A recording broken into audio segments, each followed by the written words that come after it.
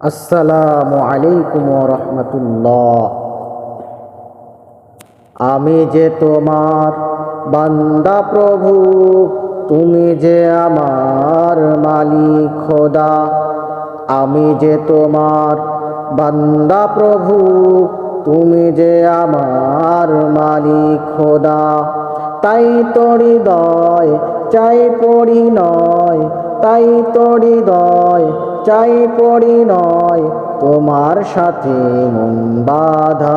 ও আমি যে তোমার বান্দা প্রভু, তুমি যে আমার মালিক খোদা।